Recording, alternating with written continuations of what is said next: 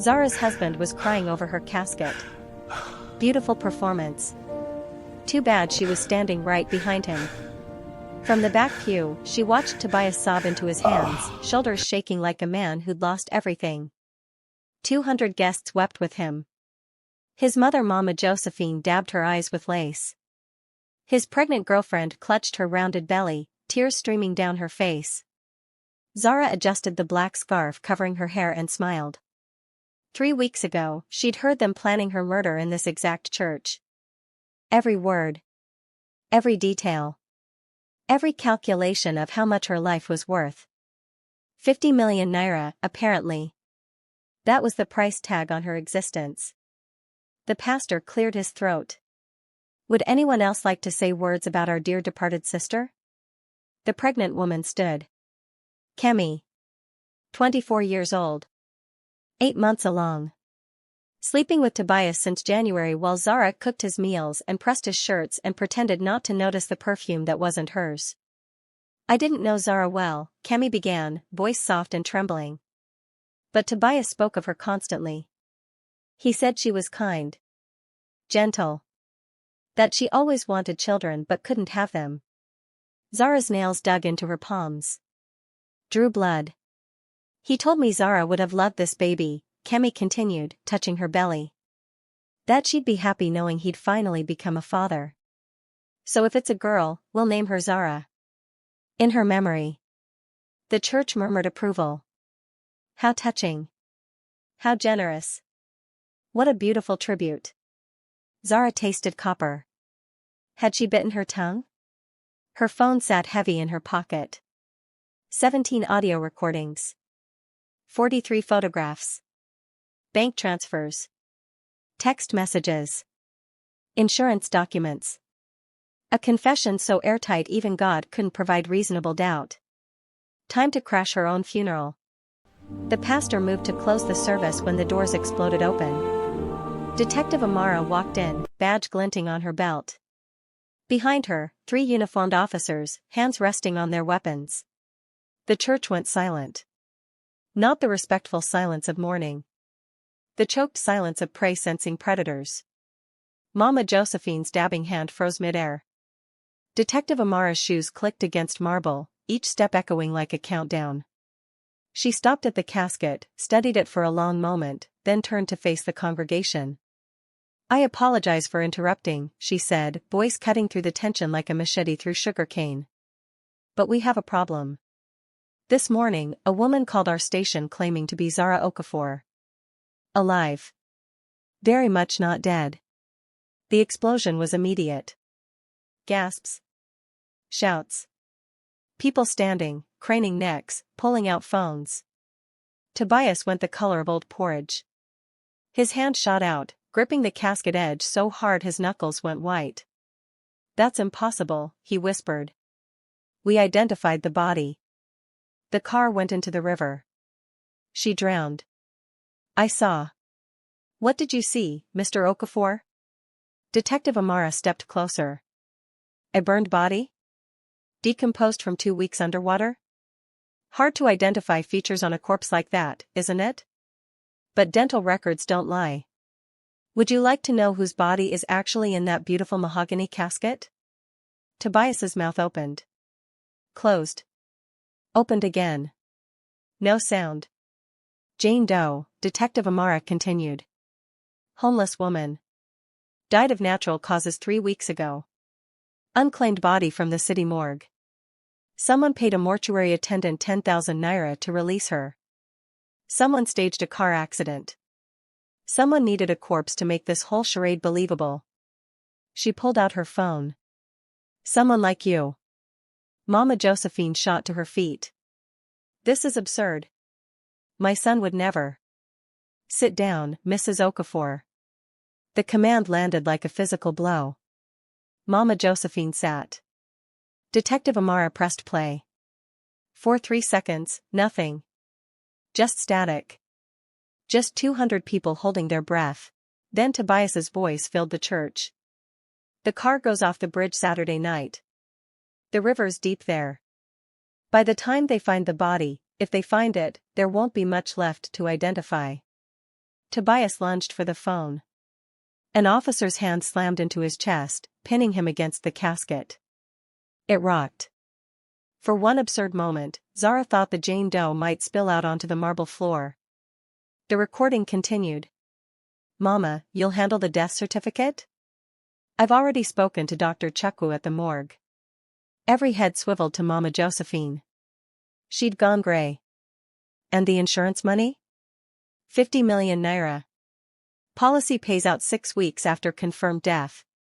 Enough to clear my debts, set up the new business, take care of Kemi and the baby. Kemi made a sound like something dying. What about Zara's family? What about them? She has nothing. She is nothing. Barren woman.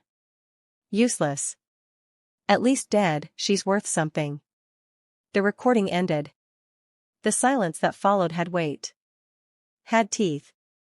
Then the screaming started. Someone in the 4th row saw her first. The shriek cut through the church like breaking glass. Then another. Another. A wave of recognition rolling forward. Zara stood. Pulled the scarf from her face. A woman near the front fainted. Her husband tried to catch her, missed. Her head hit the pew with a sound like a melon hitting pavement. Kemi's hands flew to her belly, protective and terrified. Tobias staggered backward.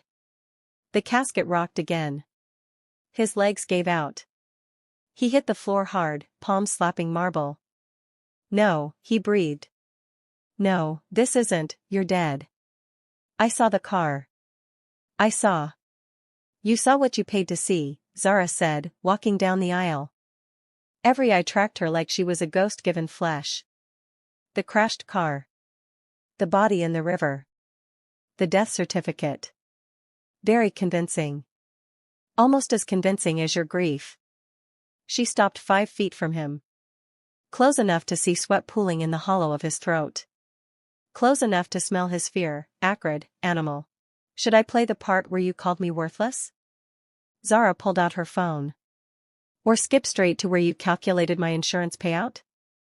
"I have 17 recordings, Tobias. 17 separate conversations where you planned my murder. Which one would you like these people to hear?" "Zara, please," he reached for her ankle. She stepped back. "Don't touch me. You lost that right when you decided I was worth more dead than alive." Detective Amara moved between them. "Mr. Okafor, I strongly suggest you remain silent." But Tobias was beyond reason, beyond strategy. "I can explain. The debts were crushing me. I wasn't thinking clearly. I never meant." "You meant every word." Zara's voice could have cut diamonds. "You meant it when you told Kemi I'd be happy about her baby. You meant it when you told your mother I was worthless. You meant it when you stood in this church 3 weeks ago planning which bridge to use, which night would be darkest, how long before my body surfaced." She looked at Mama Josephine, who sat frozen, mascara running black rivers down her face. "And you? You helped him. Not just with me. You've been doing this for years, haven't you?" Mama Josephine's lips pressed into a thin line. Said nothing. Detective Amara pulled out a folder. Crime scene photographs spilled across the casket lid. A woman sprawled on a bedroom floor, eyes open, foam crusted at her lips. "Naomi Okafor," Detective Amara said. "Tobias's first wife. Dead 7 years. Remember her, Tobias?" His eyes locked on the photos. Couldn't look away. Overdose of sleeping pills. Officially ruled suicide. But funny thing, Detective Amara tapped one photo. The pills weren't prescribed to her. The bottle was wiped clean of fingerprints. And 3 weeks after her death, a 4 million naira insurance policy paid out. 3 weeks. That's how long you mourned before you started spending. She turned to Kemi. "Want to know what he bought first?" "Engagement ring. For wife number 2. She pointed at Zara. Kemi's water broke. Right there. Amniotic fluid pooling on church marble while she stared at the woman who should have been in that casket. "I didn't know," Kemi gasped, hands shaking, dress soaked. He told me you left him. That you were cruel. That you, oh God, the baby's coming. Get her to a hospital, Detective Amara snapped. Two officers moved forward, supporting Kemi as she stumbled toward the exit, leaving a wet trail like a wounded animal. Tobias tried to follow. Kemi, wait, I can explain. Explain what? Kemi's voice was raw, animal. That you killed your first wife? That you tried to kill your second? That our baby's father is a murderer? I never killed anyone. Naomi killed herself. This is all a misunderstanding. They're framing me. Then explain the recordings, Detective Amara said quietly. Explain the bank transfers to Dr. Chukwu. Explain the Jane Doe in that casket. Explain the car you staged at the bridge. Explain the death certificate your mother forged. Tobias opened his mouth. Closed it. Opened it again. And pissed himself. The dark stain spread down his expensive funeral trousers, pooling in his Italian leather shoes. The smell hit seconds later. Someone in the congregation laughed. Nervous, shocked. Then another. The sound built like a wave. Tobias looked down at himself, face crumbling. This isn't, I didn't. Tobias Okafor, Detective Amara said, pulling out handcuffs. You're under arrest for 2 counts of murder, 1 count of attempted murder, fraud, and conspiracy. You have the right to remain silent. I suggest you use it. As they cuffed him, Tobias started screaming. Not words. Just sound. Raw, primal, the howl of a cornered animal realizing the trap had already closed. Mama Josephine bolted for the side door. She made it 4 steps before her heel caught. She went down hard, face first into marble. The crack echoed through the church. When she rolled over, blood poured from her nose, painting her white mourning dress crimson. Detective Amara stood over her. Mrs. Josephine Okafor, you're under arrest for conspiracy to commit murder, fraud, accessory to homicide, and forgery. Officers? 2 policemen hauled her to her feet. She was still bleeding, still wearing her mourning clothes, still clutching that lace handkerchief now soaked red. I want a lawyer, she hissed through broken teeth. You can't prove anything. We have recordings, Detective Amara said. Text messages. Bank transfers showing payments to Dr. Chukwu, the mortuary attendant, and 3 police officers you bribed to file false reports. And Dr. Chukwu himself, who's been very helpful in exchange for immunity. He's told us everything about the bodies you've purchased, the certificates you've forged, and the other 3 deaths you've helped stage over the past decade. Mama Josephine's remaining composure shattered like glass. I was protecting my son. A mother protects her children. You can't punish me for. You helped him murder 3 women, Zara said, her voice quiet but sharp enough to cut bone. You didn't protect him. You created a monster. Then you fed him. As the officers dragged them toward the exit, Tobias still screaming, still thrashing, the congregation sat in stunned silence. 200 witnesses to a resurrection. 200 people who'd have this story for the rest of their lives. Zara walked to the casket. Placed her hand on the polished mahogany. As they cuffed him, Tobias started screaming. She walked toward the exit, then paused at the door. If you know a woman whose husband is too interested in her life insurance, tell someone. If you hear a man talking about his wife like she's a business investment, say something. If you see the pattern, break the cycle.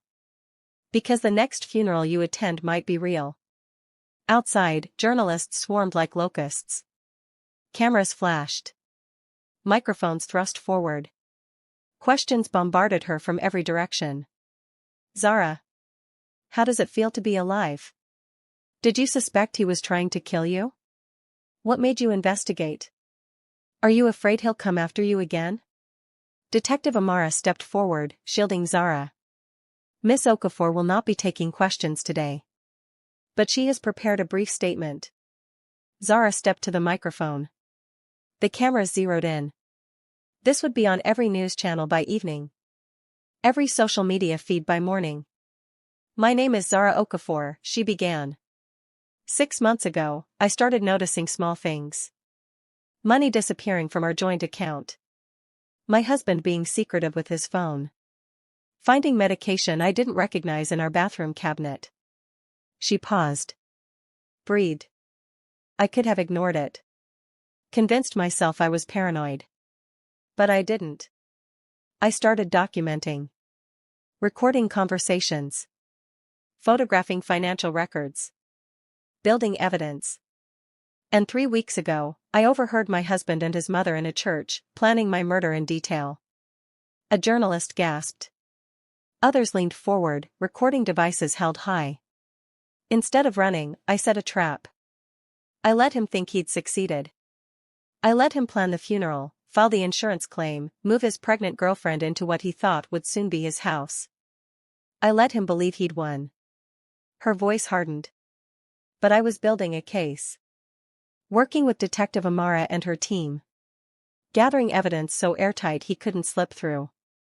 And today, I attended my own funeral and watched everyone who tried to kill me get arrested. The journalists erupted with questions. Zara held up her hand. I'm here to tell you 3 things. First, trust your instincts. If something feels wrong, it probably is. Don't let anyone gaslight you into ignoring red flags. Second, document everything. In this age of technology, evidence is easy to collect and impossible to deny.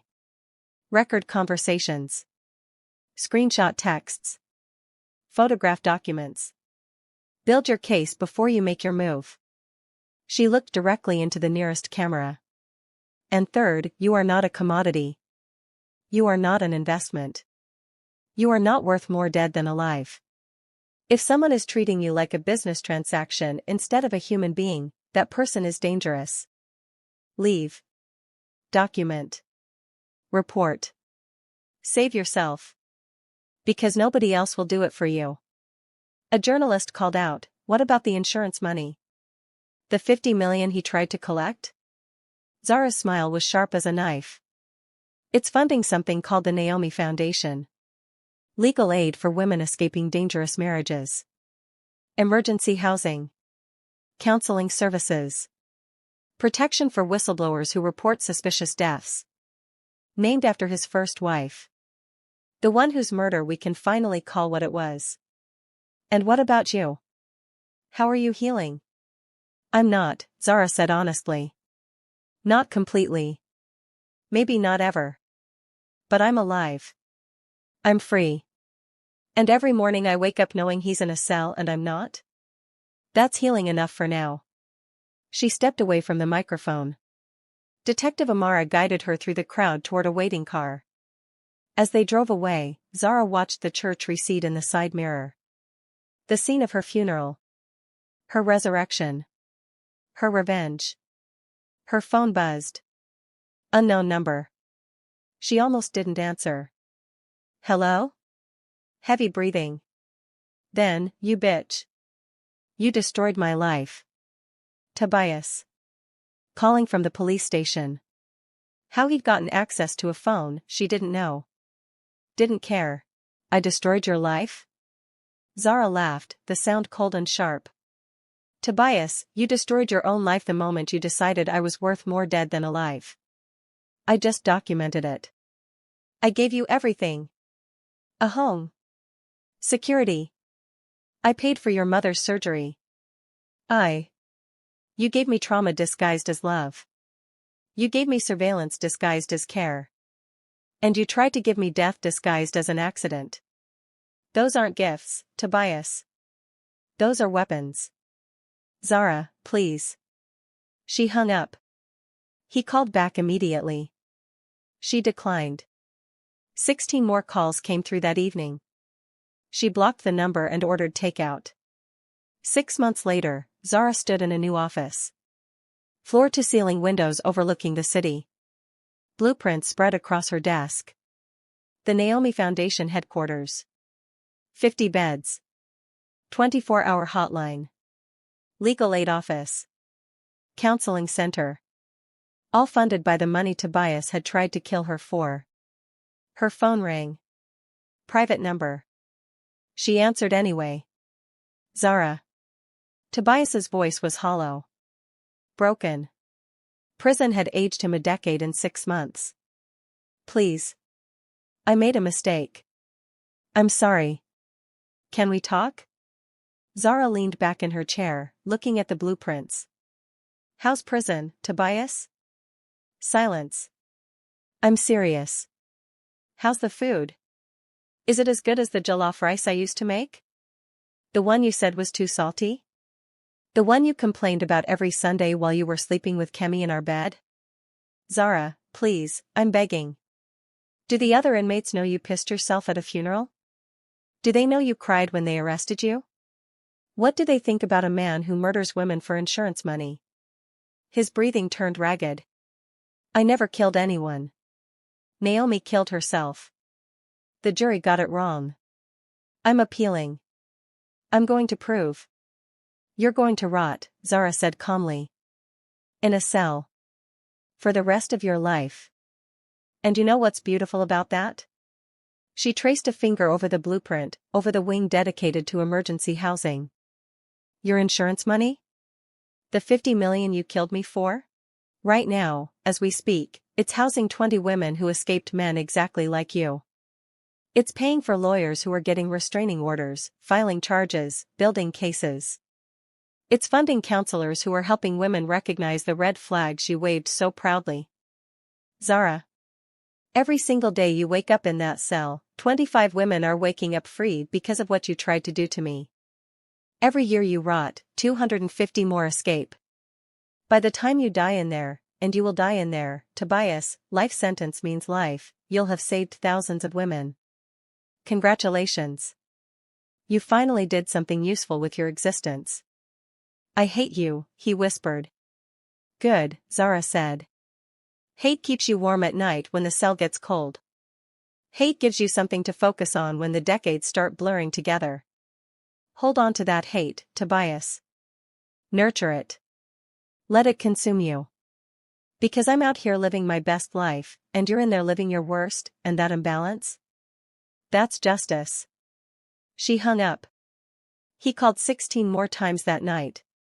She blocked the number, opened a bottle of wine, and toasted the window. To surviving, she said to her reflection. And to making sure the bastards pay. Her phone buzzed. Text from Kemi, baby girl turned 6 months today. She's healthy. Happy. I'm raising her alone and it's hard, but I'd rather do it alone than with a monster. Thank you for showing me the truth before it was too late. Before I became you. Or Naomi. Zara smiled, typed back, you're stronger than you think. That baby is lucky to have you. Another text came through. From Detective Amara, just got word. Mama Josephine's appeal was denied. 25 years, no parole. She'll die in prison. Zara set the phone down and looked out at the city lights. Somewhere out there, women were escaping. Somewhere, shelters were opening. Somewhere, a woman was documenting evidence, building her case, preparing to save herself. And somewhere, in a concrete cell with bars and no windows, Tobias was staring at a wall, counting down 25 years that would become 50 that would become life. She raised her wine glass to the window one more time. This one's for Naomi, she whispered. And for every woman who didn't make it out. We're breaking the cycle. One bastard at a time. The city glittered below, full of stories, full of survivors, full of women who'd decided they were worth more alive than dead.